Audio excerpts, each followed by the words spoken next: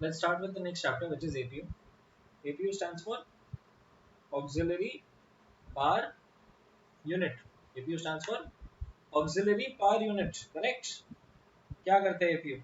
बताइए. Open your FCOMs. Open chapter number 49. Open your FCOMs. Open chapter number 49.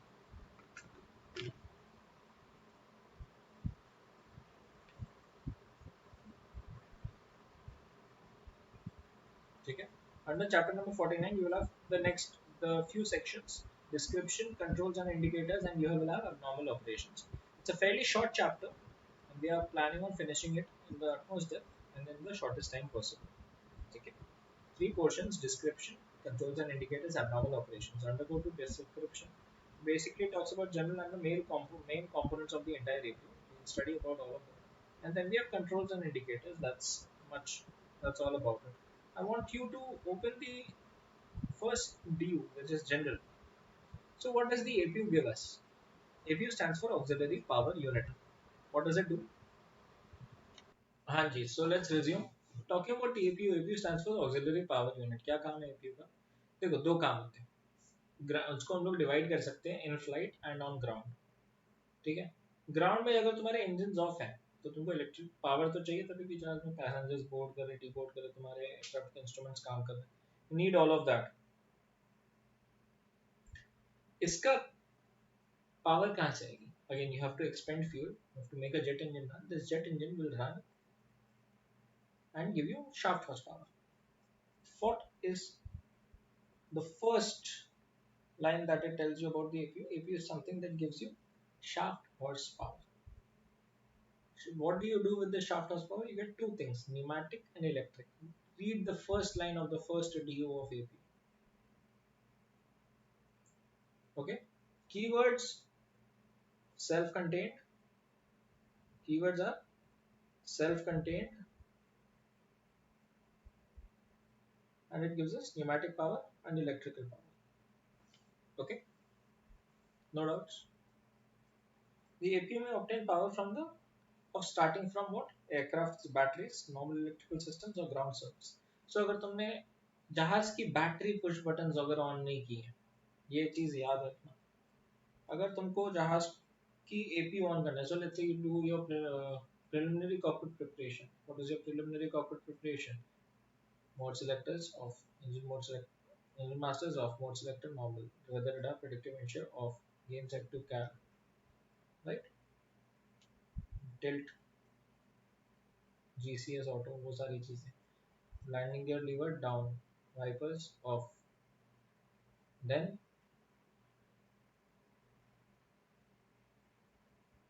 batteries. The idea is अगर तुम्हारे दोनों batteries of है ना तो भी वो लाइट्स आउट कंडीशन में रहेगा, दोनों बैटरी ऑन है तो भी वो लाइट्स ऑफ कंडीशन में रहेगा. The idea is that the buttons are pushed in when it's on, or basically in the auto position if it's pushed in. It's a two position switch, right? So it has to be pushed in. What if you don't push it in? What is the next thing that happens? What is the next thing that you do in your flow? RMP is on. Set the frequency with ground or delivery, whatever. That's what you do. Then APU fire test. RMP on होंगे अगर battery नहीं है तो नहीं.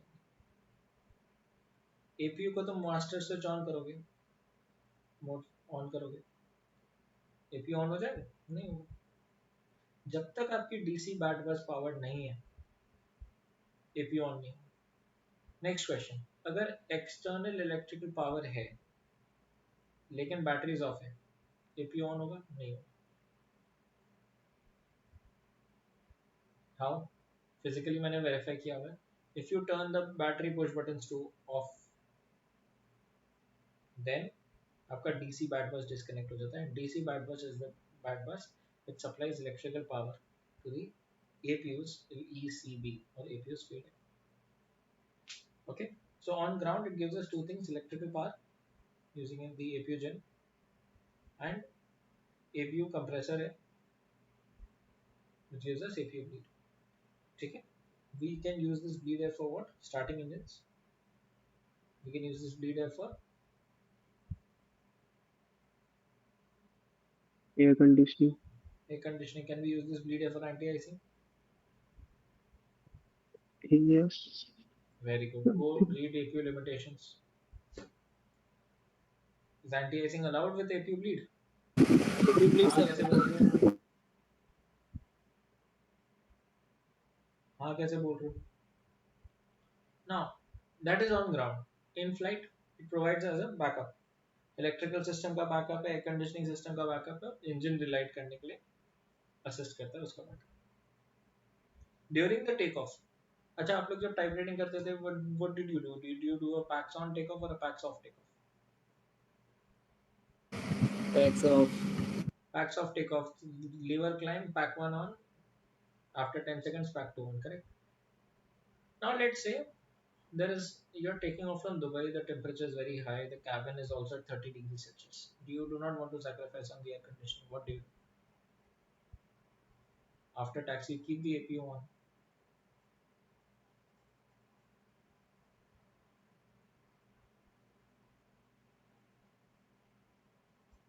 After taxi, keep the APU on. And before takeoff, APU bleed on. क्या होगा इससे? If you select APU bleed, what is the priority of pneumatics? APU bleed is the priority, है ना? APU. Benefit क्या हो? The bleed air is supplied by the APU. That means engine can develop their own thrust. ठीक है? तो वहाँ पे एक लाइन दी गई है पहले वाले डी में during takeoff. It supplies bleed air for air conditioning when optimum aircraft performance is required, and air conditioning is also required. Okay. Now, to start or shut down the APU, the batteries must be in the auto position irrespective of the electrical source used to start the APU. Okay, why? Because DC bad bus will not be energized.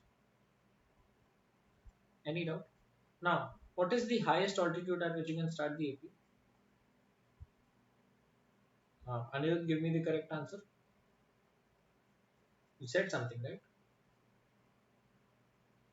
Tell me. 25,000. Very good. Go to FCOM limitations. Go to FCOM limitations. How many of you agree with 25,000? Raise your hands. 25,000 bleed 20 maybe and F APU in 20. APU restart करना है मेरे को in flight या on करना है flight when वो तो हम नेसेसरी. कभी भी कर सकते हैं. टोटल हमारा जो फ्लाइट एनवेलप है उसमें 39,800. Exactly 39,800. Open the FCOM. I'll tell you why. पहले तो पहले FCOM खोलो. APU का जो पहला सबसे पहला डी उसकी लास्ट लाइन पढ़ो. The APU starting is permitted throughout the normal flight envelope. Throughout the normal flight envelope. That's number one. Next, limitations पे जाओ APU के. फटाफट APU limitations पे जाओ.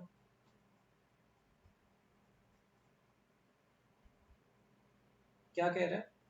वो ब्लू वाला जो है डायग्राम, वो ब्लू वाला जो एनवेलप है, वो ब्लू वाले एनवेलप को खोलो. देख रहा है? वो ब्लू वाले एनवेलप के ऊपर क्या? APU operation and normal restart limit. What is the normal restart limit? 41,000 feet, but of course it is restricted by the aircraft structural ceiling, 39,800 feet. ठीक है?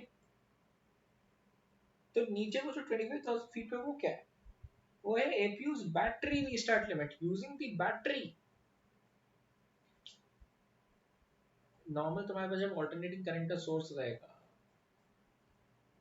तो स्टार्टर मोटर बहुत बढ़िया काम करेगी ना यार.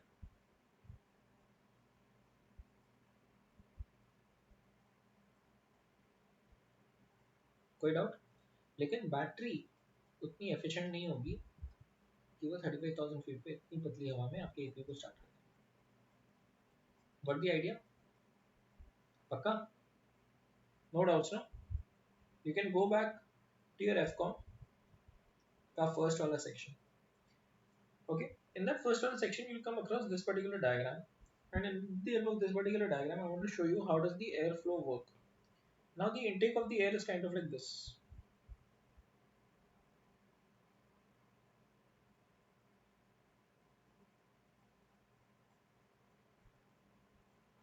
ओवर हियर ये तुम्हारे इनटेक की हवा है। अब जेट इंजन एक ये हवा डिवाइड होती है दो हिस्सों में जाती है, एक जेट इंजन की तरफ जाती है और एक तुम्हारे गियर बॉक्सेस की तरफ जाती है। अब ये हवा जेट इंजन के अंदर गई using inlet guide vanes, through inlet guide vanes. Inlet guide vanes control the flow of air. अब this is the centrifugal compressor inside the APU. ये centrifuge होके बाहर की तरफ जाएगा, centrifuge होके बाहर की तरफ जाएगा. So this is the impeller, this is the diffuser, this is the diffuser, and this is the cascade vanes. This is the cascade vanes. Easy. अब हवा घूम के इधर आएगी.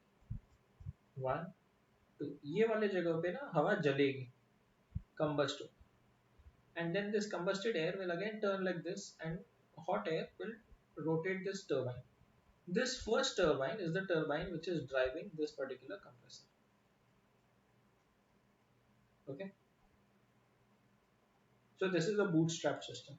Now, the remaining air which is going out, it is driving a free air turbine. This free air turbine is now physically connected to this gearbox. It's a turbo shaft engine. Right? The exhaust is over here. कोई doubt? And ये तुम्हारे पीछे से निकल. अब देखो inlet guide means अब ये जो हवा है यहाँ पे भी डालते. Now again here we have a centrifugal compressor. ये सेंट्रीफ्यूगल कंप्रेसर अगेन हवा को कंप्रेस करता है इधर और इधर, तो इधर लेके जाता है. This is compressed bleed air, this is bleed air और कंप्रेसर. ये कहाँ जाएगा? लेफ्ट की तरफ, APU bleed valve. So this is the output for APU bleed. अगर बहुत एपीयू ब्लीड वाल्व क्लोज है और तभी भी ये चीज काम कर रही है, देन यहाँ पे प्रेशर सर्ज आ जाएगा, तो सर्ज कंट्रोल वाल्व. तो अगर ये जो प्रेशर है कुछ नहीं, यहाँ पे आउटपुट फेंक देंगे. बाकी gear box and oil pump जो एपीयू के अंदर काम कर रहा है वो सब. एपीयू से इलेक्ट्रिसिटी जनरेट करने के लिए एपीयू जनरेटर है, so it takes mechanical energy and converts it into electrical energy. To start this, you have an electrical starter motor. Engines have an air starter motor. This is an electrical starter motor. कोई doubt? This is the flow of air. Now, what is this?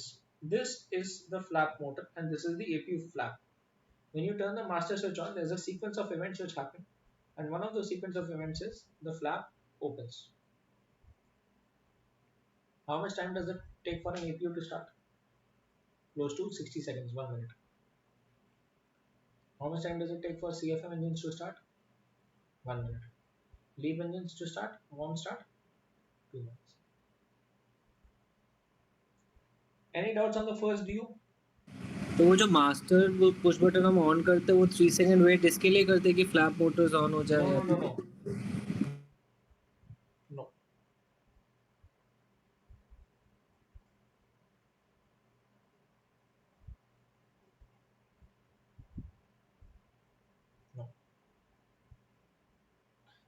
वो पूरा जो sequence है वो around 28 to 32 seconds लेता है flap open तक आने के लिए.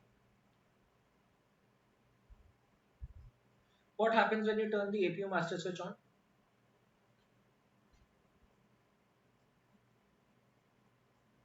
Battery is connected to the DC back bus. Electricity में पढ़ाया था मैंने कंट्रोल्स एंड इंडिकेटर्स में. BCL बैटरी पुश बटन वाला डायग्राम. ठीक है. अगेन जो मैंने आपको फ्लो ऑफ एयर बताई है, सेम फ्लो ऑफ एयर यहाँ लिखी हुई है. The air enters the APU by the intake located in the control center of the aft fuselage. Air is taken split between two things, which is first a load compressor which is on the left hand side, and then there's a compressor of the engine itself, which is the compressor by the IGVs, inlet guide vanes. Now the load compressor is responsible for giving you APU bleed. Okay. Now let's say you are not using the APU bleed, you have to maintain a certain pressure. For that you have a surge control valve which regulates the excess bleed. Okay. APU is a single shaft which APU is a single shaft thing which drives the APU gen via the gearbox. ये APU gen को drive करता है via the gearbox. ठीक है. All of this is one single shaft. दो अलग अलग shaft नहीं है. जो free power turbine इसकी अलग shaft नहीं है. There is an oil pump for gearbox lubrication and starter cranks starter motor है. कोई doubt? इन सबको कंट्रोल करने के लिए आपके पास क्या है, एपीयू का खुद का फेडेक है जिसको हम लोग कहते हैं ECB, electrical control box. APU का सारा control from the point of starting, auto shut down, emer shut down, and उसको मॉनिटर करके कंट्रोल करना, उसकी स्पीड वगैरह सब कंट्रोल करना, टेम्परेचर कंट्रोल करना, ब्लीड एयर का pressure control, everything is done by the ECB. Okay,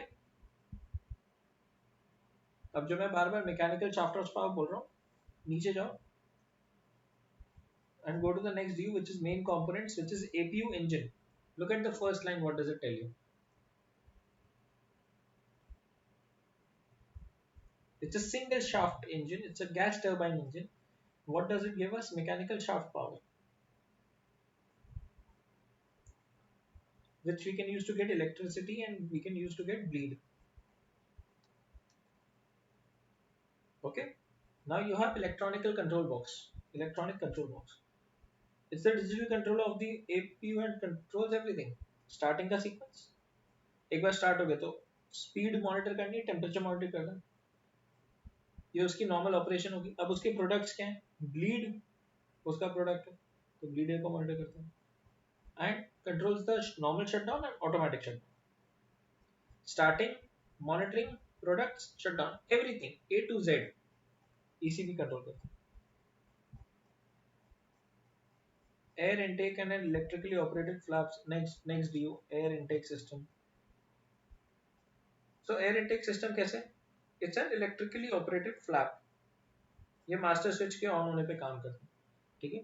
starter, ये स्टार्टर है। स्टार्टर कब इंगेज होगा? स्टार्टर तभी इंगेज होगा जब पूरी की पूरी फ्लैप मोटर ओपन हो जाएगी और स्टार्ट पुश बटन ऑन करोगे। ये जो स्टार्टर है, तो मास्टर स्विच दबाओगे स्टार्ट नहीं होगा, जब तुम एपीयू स्टार्ट दबाओगे तब ये स्टार्टर मोटर स्टार्ट होगा। ओके, अब मान लो तुमने एपीयू मास्टर स्विच दबाया, फिर स्टार्ट स्विच 3 सेकंड बाद दबा दिया। When does the APU actually start spooling up? It only spools up after 28 seconds.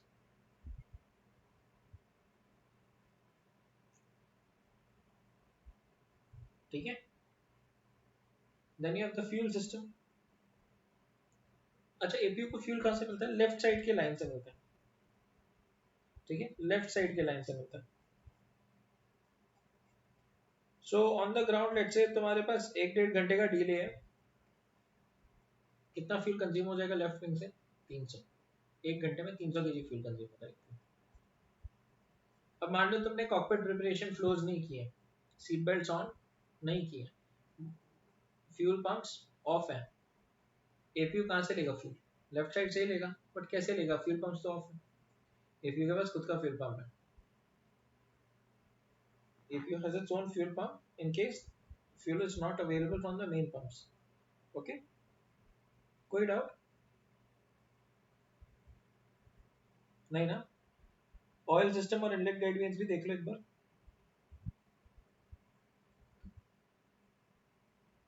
बहुत बेसिक सी लाइन लिखी हुई ऑयल सिस्टम है। इनलेट गाइडवेंस पे आ जाओ।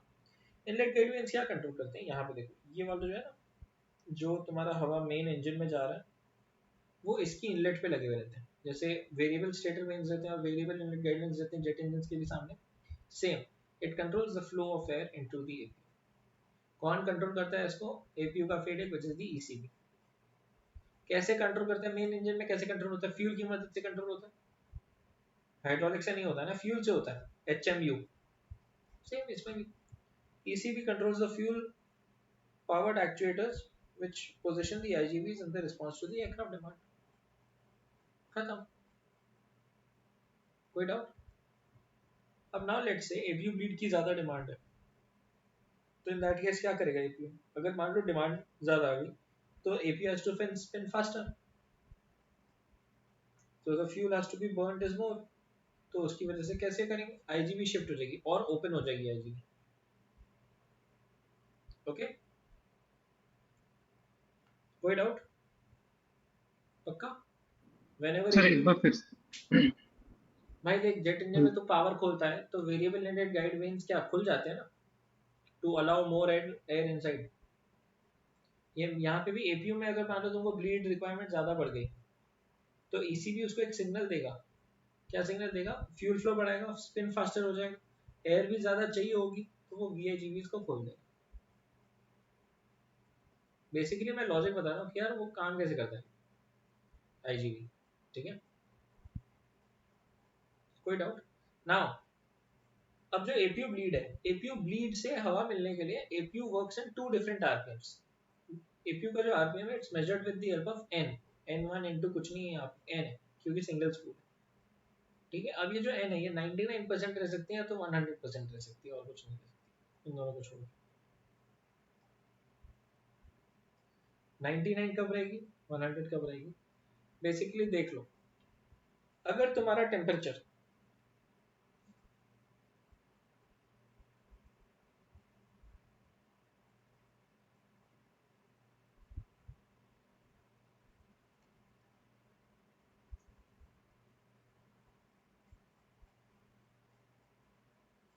basically the idea is minus 18 degrees Celsius and 35 degrees Celsius। अगर तुम 35 के ऊपर हो APU की ब्लीड डिमांड 100% है, माइनस 18 के नीचे हो 100% है, अगर इसके बीच में हो तो 99%, ठीक है। ये जो टेम्परेचर है 35 डिग्री, ये क्या है? O80, इफ O80 इसके बियॉन्ड हो, ठीक है, कोई doubt? That is all about APU bleed. That is all about the description. Once you're done making a note of this, I will go ahead with controls and indicators. Doubts? Doubts? No. Now let's go on to the next portion.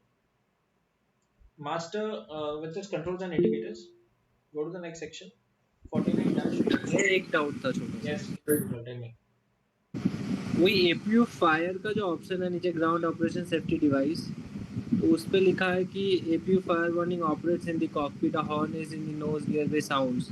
तो उसमें वो extinguish कैसे होता है, मतलब उसको discharge कैसे करता है? Fire is out automatic. अब एक और चीज है, नीचे जाओ कंट्रोल्स एंड इंडिकेटर्स में। अच्छा नहीं आया ना, वो फायर वाले में रहेगा। Go to the fire. This is a question from the fire chapter, right? Huh? हाँ भैया। Go to that fire chapter.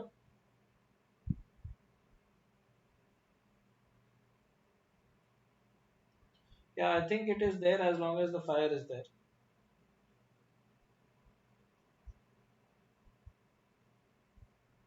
वो बंद कब होगा यहाँ पे तो कहीं नहीं लिखा हुआ है। You're right.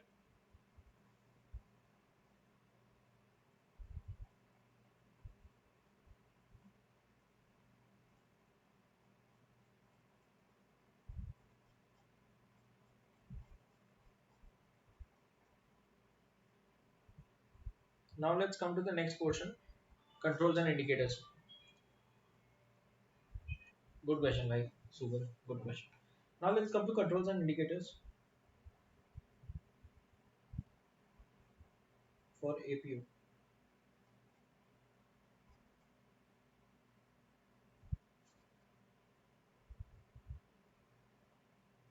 Okay, so open controls and indicators for the APU. The first section will be overhead panel.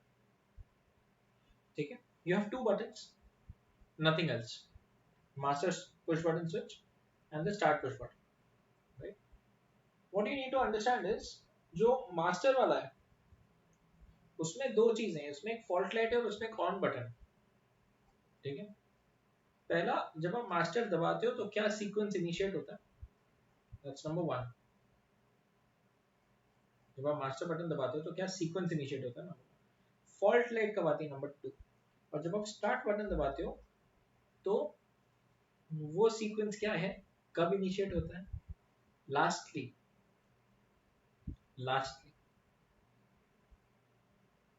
APU avail light कब दिखाता है। एपीयू में जो ऊपर ओवरहेड पैनल की जो अवेल लाइट है और जो ईकैम पे एपीयू अवेल का मेमो आता है, दोनों अलग अलग टाइम पे आता है। इन 4 चीजों के बेस के ऊपर हमारे ऊपर कंट्रोल्स एंड इंडिकेटर्स के क्वेश्चन है, ठीक है। So let's start. सबसे पहली light is the fault light. Fault light कब आती है, in the case of 2 things, comes on in case of all reasons except in flight APU fire, high oil pressure या low oil temperature? देखो low oil temperature is not dangerous, क्योंकि APU चलेगा वो गर्म हो जाएगा. High oil pressure is not dangerous, low oil pressure is dangerous. Okay, same चीज यहाँ नीचे भी लिखी होगी कि फॉल्ट लाइट कब आती है. ठीक है, when the APU automatic shutdown is in progress or an immer shutdown has occurred, right? But this is not it. APU automatic shutdown कब होता है ये भी तो पता होना चाहिए ना, तभी तो पता रहेगा कि फॉल्ट लाइट कब आती है. तो एक बार जाओ एबनॉर्मल ऑपरेशंस में 49-30,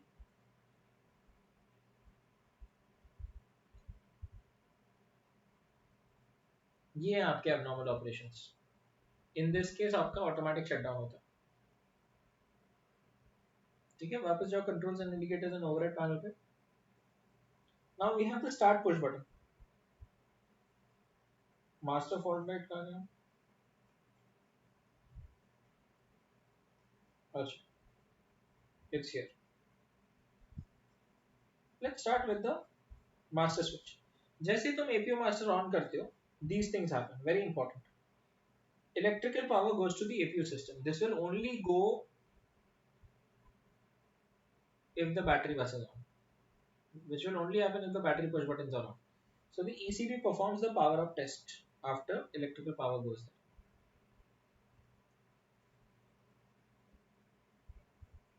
APU air intake flap opens.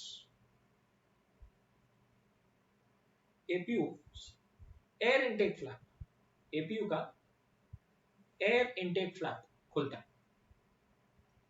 सबसे पहली चीज. फिर फ्यूल आइसोलेशन वाल्व खुलेगा.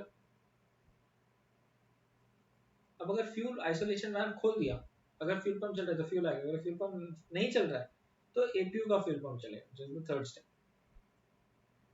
ठीक है,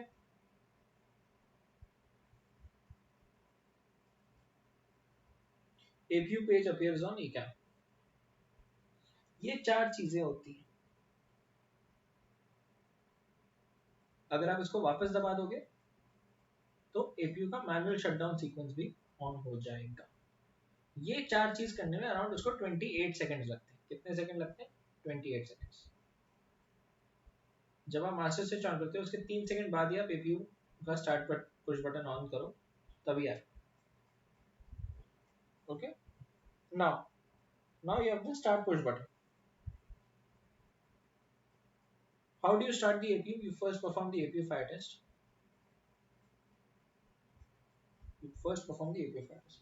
Press the master switch on, wait for 3 seconds, and then you press the start push button. When you do this, what happens? When the flap has completely opened, the APU starter gets energized. 1.5 seconds after the starter is energized, ignition is turned on, and after 2 seconds, EGT starts to rise. Okay? अब जैसे मैंने तुमको engine में लिखा दिया था 50% या 55% पे स्टार्टर डी एनर्जाइज्ड हो जाता है, इग्नाइटर्स डी एनर्जाइज्ड हो जाते हैं, राइट? सिमिलरली यहाँ पे भी इनका है. आप पढ़ सकते हो वहाँ पे कंट्रोल्स एंड इंडिकेटर्स में. फ्लैप जब ओपन होगा स्टार्टर को एनर्जाइज किया जाएगा. जैसे ही स्टार्टर के पास इलेक्ट्रिसिटी आई उसके 1.5 सेकंड बाद 1.5 सेकंड बाद स्टार्टर ऑन हो जाएगा. जैसे ही वो हो गया इग्निशन भी ऑन हो जाएगी. जैसे ही आपका जो एन स्पूल है वो 60% रीच करेगा, स्टार्टर को डी एनर्जाइज कर दिया जाता है, इग्निशन को भी ऑफ कर दिया जाता है, दोनों को साथ में. नाउ जब एन 95% पहुंचेगा उसके 2 सेकंड बाद, so N reaches 95%,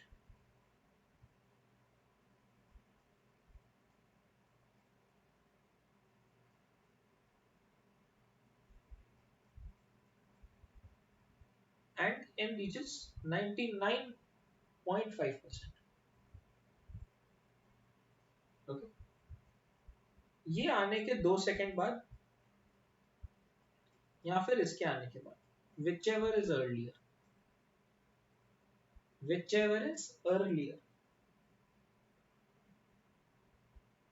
on light चली जाएगी, on light disappears.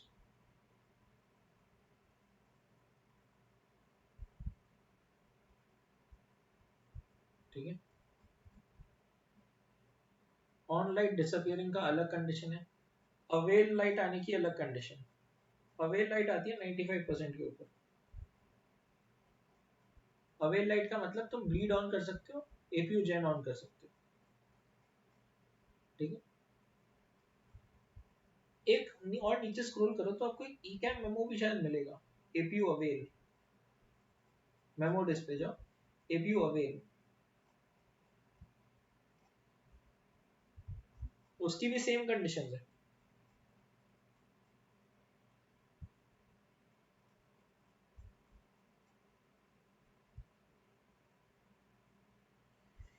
APU avail का मेमो अलग टाइम पे आता है, उसमें 99.5% का भी एक क्लॉज है।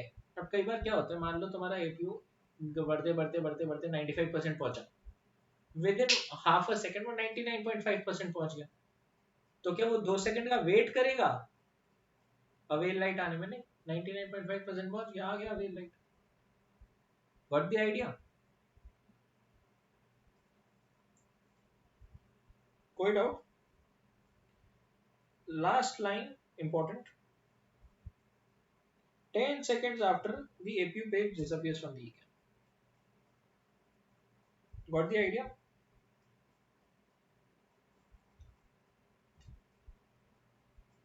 Any doubts? ओवरहेड पैनल की अवेल लाइट कब आती है? 95 पे आती है। Any doubts so far?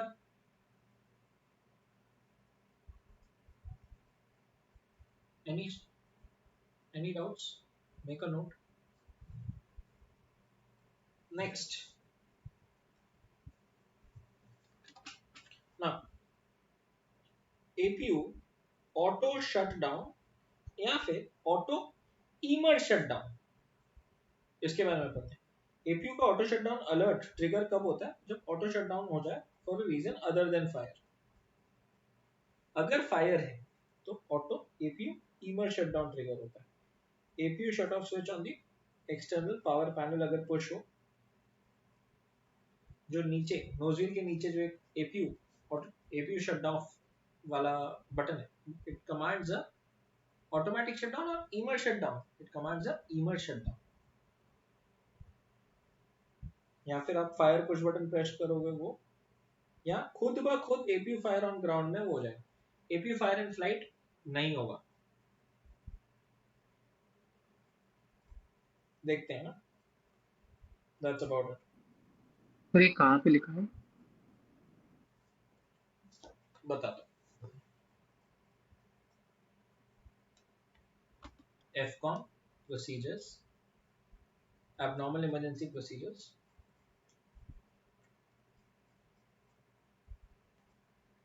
APU पहला वाला पढ़ो उसको।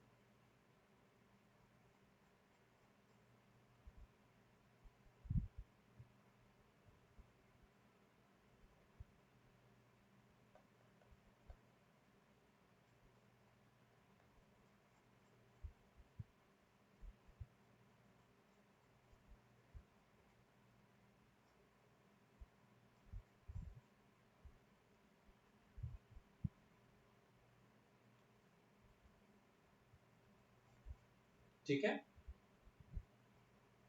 मिला?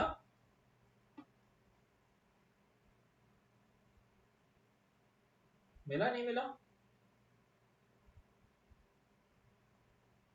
मिल जाएंगे। क्या समझे उसमें? तो वो है कि APU shut down other than fire की कंडीशंस लिखी है, लाइक नीचे पैनल से शट डाउन कर सकते हैं और फायर पुश बटन से भी कर सकते हैं। ओके, और कुछ वो भी लिखा है 3 स्टार्ट अटेम्प्ट्स के बारे में। हाँ, वो तो एपीयू रीस्टार्ट के बारे में लिखा है। अच्छा Subal, you asked me a question right, कि वो अगर एपीयू फायर है तो वो फायर का हॉर्न कब बंद होगा? जब आप वो बटन को ऑन करोगे ना खुद से, एपीयू शट ऑफ, उससे हॉर्न भी बंद हो जाता है। ये लिखा हुआ है कहाँ पे? 26/20/20 में। 26-20-20 external power panel.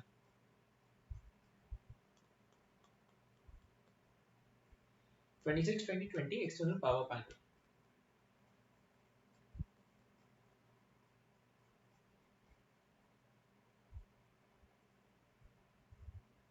ठीक है, उसमें जो लास्ट लाइन है पढ़ो, APU shut of push button की लास्ट लाइन है 26-20-20 एक्सटर्नल पावर पैनल. मिल गया?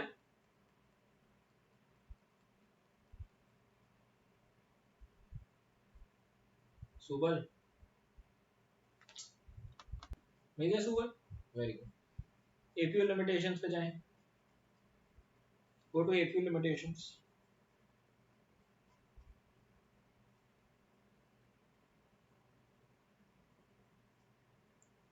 Few important ones. 107%.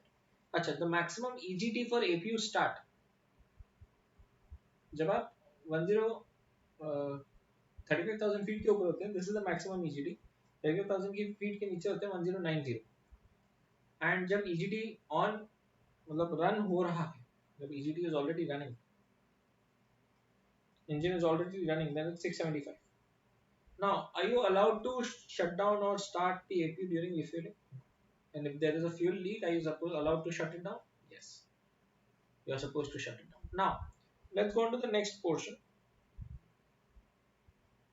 which is APU bleed. अब APU bleed की क्या limitations है?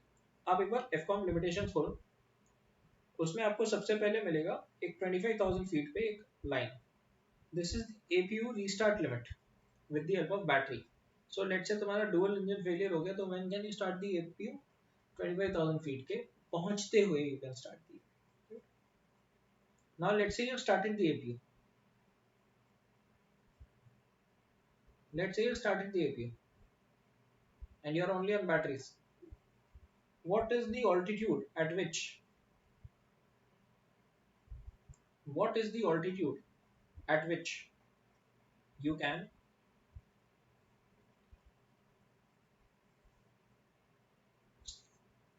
assist an engine start? अच्छा, fuck the assisting of an engine start. तो 25,000 feet पे तुमने APU स्टार्ट कर दिया और 5,000 फीट नीचे आओगे तो तुम इंजन रीस्टार्ट कर सकते हो. ओके, अब एयर कंडीशनिंग पैक्स का क्या है? अगर तुम एक पैक यूज कर रहे हो तो 22,500 फीट, दो पैक्स यूज कर रहे हो तो 15,000 feet. Usage of wing anti-ice for APU bleed is not permitted. We all, that is about limitations. Please go to this particular portion. This is the APU page. ये APU की light कब आती है? ये अवेल लाइट नंबर 1. अभी APU avail light कहाँ पर आती है? तो जाओ कंट्रोल्स एंड इंडिकेटर्स पे जाओ.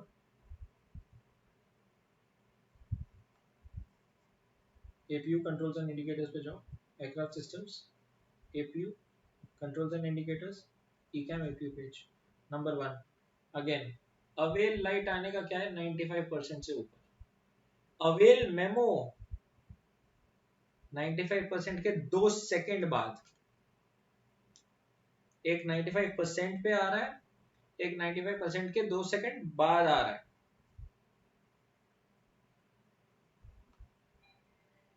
ओके अच्छा देखो, बहुत सिंपल सी चीजें थोड़ी बहुत जो एग्जाम में आती है. ठीक है, पे अटेंशन. इलेक्ट पेज पे तुमने देखा हुआ है कोई भी जनरेटर है उसका लोड, वोल्टेज और फ्रीक्वेंसी दिखता है, राइट? यहाँ पे भी सेम 95% पे APU gen is available. APU bleed आने में टाइम लगता है. ठीक है, ब्लीड प्रेशर 35 psi मेंटेन करता है. नाउ ये अवेल लाइट कब आती है? हम लोगों ने देख रखी है 95% में आती है. यहाँ पे अवेल लाइन भी कब आती है? 95% में. ये क्या है? APU ब्लीड वाल्व है. APU bleed valve, it's normal standard. APU bleed valve कैसे काम करता है? ये जो ब्लीड है 35 psi इन द बॉक्स, ये हमेशा ग्रीन इन कलर होता है. एम्बर क्रॉसेस कब शो करेगा? व्हेन ADR 1 और 2 इज नॉट अवेलेबल. अब क्यों इसका ADR 1 और 2 के साथ लेना देना मेरे को पता नहीं, आप लोगों को पता है? All the data from ECB is invalid. Again, all of this is not that important.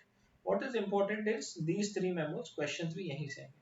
What if you have APU low oil level? If this APU low oil level is there and it pulses in green, you can still have the APU running for 10 more hours.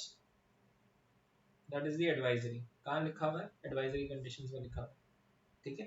Flap open, जब तुम APU starting sequence होती है, master button on कर दो ना, तो वो electrical motor वो फ्लैप को खोलती है. जब वो फ्लैप खुल जाता है तब ये फ्लैप ओपन आता है इन green. Only when this flap is open तुम देखोगे एन को बढ़ते हैं. तो ये सीक्वेंस है, जैसे तुम इंजन स्टार्टिंग की सीक्वेंस देखते हो वैसे एपीयू स्टार्टिंग की भी सीक्वेंस होती है. ठीक है? एन स्पीड एम्बर कब है? 102 पे. ये कहीं नहीं लिखा है, कहीं नहीं लिखा है. एक बार एक दो बार कभी कभी पूछ लेते हैं. ठीक है? 102 पे इज द एम्बर लिमिट. ठीक है? और ईजीटी एम्बर कब होती है? ईजीटी max minus 33,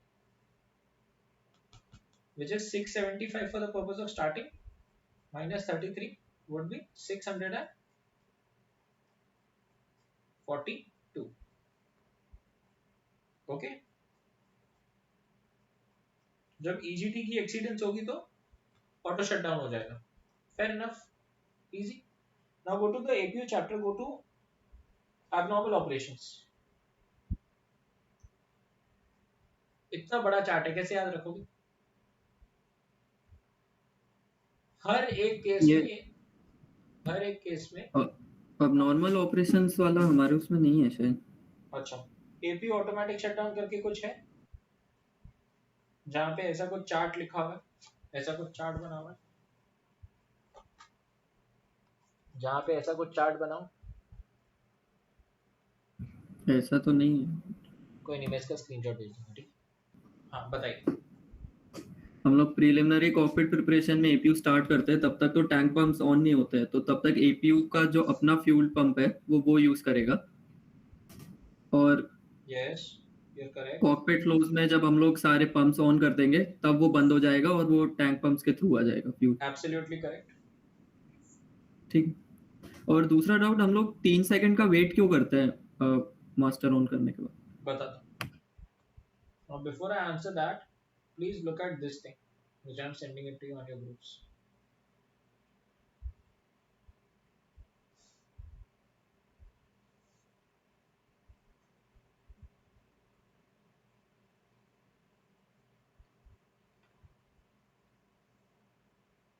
Read this. So the reason why that is there is if you आप जब मास्टर पुश बटन ऑन करते हो उसका इस जो ECB है उसको टाइम लगता है इनिशियलाइज होने में. So even when you press the start push button in the 3 seconds it won't start because उसको टाइम लगता है इनिशियलाइज होने में. दूसरी बात, initialise requires a lot of things. It takes a lot of parameters, temperature, oil quantity, बहुत सारी outside items, सबका डेटा लेके वो एक ऑप्टिमम वो रेगुलेट कर देते हैं कि भाई मेरे को इतना फ्यूल फ्लो देना पड़ेगा. That all of that is initialisation of the ECB. It's a computer system which takes time. That's why you are supposed to wait for 3 seconds. अगर आप नहीं करोगे, देयर आर फ्यू एयरक्राफ्ट जिसमें जब आप उसको ऑन करोगे ना आपको एक अलर्ट दिखा देगा या लो ऑयल लेवल फ्लैश करेगा बिकॉज़ वो ऑयल लेवल सेंस नहीं कर रहा. Okay. Oil temperature sorry oil level और ऑयल क्वांटिटी इंडिकेशंस का एक एडवाइजरी आ जाता है. That is why also you wait for 3 seconds. Now you have APU automatic shutdown and you have APU emergency shutdown. Okay, this is something that we have discussed.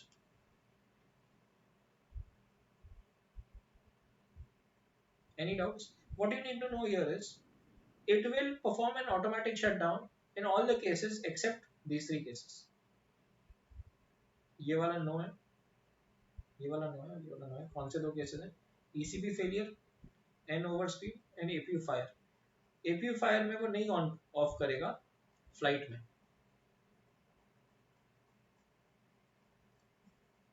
ठीक है? Any doubts? तो वो in flight APU start तो जल्दी कर सकते हैं, like 3 seconds wait करने की जरूरत नहीं पड़ती है. नहीं, 3 सेकंड वेट तो करना ही है. पता नहीं सर, सिम्स के टाइम पे किसी ने तो हमको बताया था ऐसे कि तुरंत ही स्टार्ट कर दो, ऐसे सबसे दिमाग में बैठ गया। अच्छा मैं चेक करूँ, हाँ let's see, I will check it and I will tell you. वैसे एक बार फॉल्ट भी आया था, हमने तुरंत स्टार्ट किए थे तो। आता है, फॉल्ट आता है, 3 सेकंड से कुछ नहीं होता जहाज में। Any doubts in APU?